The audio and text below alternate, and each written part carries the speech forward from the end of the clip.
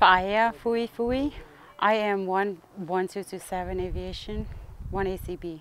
The first thing we do, we have to prepare the DD Form 1348 and push it back to the PPO to get the losing document number.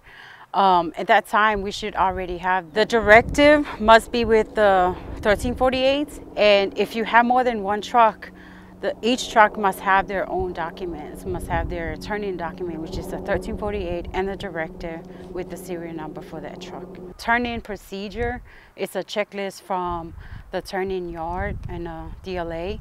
That way we need to go through that checklist and make sure we are preparing the equipment and the right equipment for turn-in. A couple of things on the checklist we need to follow is to prepare 1348 and get the losing document number, and to prepare to have the signature card and assumption of command for that specific unit to reflect the supply sergeant that will be conducting the turn-in.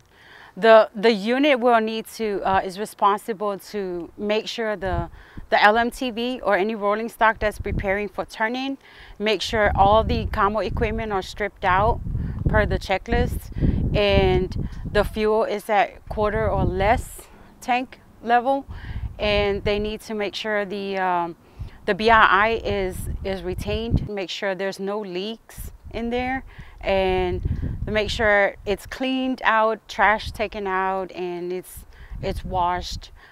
If there's a leak on the truck, it needs to be, the batteries need to be removed, taken out the vehicle. It needs to be drained and gets towed over here to the yard. When it can roll, I need to make sure that the trucks are dispatched and reflect the right TC and the right driver on it. Make sure the 5988 is PMCS before it rolls out. And we need to have the 1348 for turn-in, the director with us, the signature card, and the assumption of command orders. And the truck must have the drip pan and the chuck block when it rolls over here. And we also need to make sure that all the bumper numbers are removed, and the name tapes on the windshields are removed. The yard personnel will be inspecting for, they'll be looking for a signature card and assumption of command orders. 1348 with a losing document from our PBO, and the serial number is matching the truck. And another key thing is to make sure that the 2404 is present and there's no major issues or defaults with it. They're gonna go around the truck and look under the truck, make sure there's no leaks, and they're gonna look inside the truck to make sure that the fuel level is at the acceptable, the quarter of a tank or below. They're gonna make sure that we don't have any BII left in there, make sure the shackles are there, which is one of the most important things that we must have on the truck.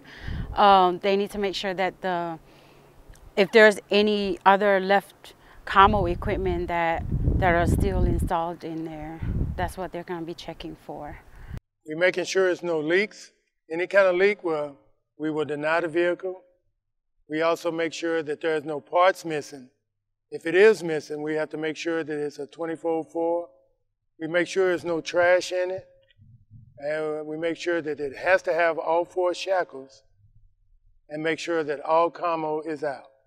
But if it's a leak, they have to take it back, drain it, make sure there's a drainage statement. If it's too much fuel, we have to turn around and have them go back out. And a lot of times the 2404 is not complete. And a lot of times they forget the miles and hours, and they forget what's wrong with the vehicle. A lot of times they come and it have door missing and that's it, but they drove the truck in here. So we need a complete 2404 of what's wrong with the vehicle.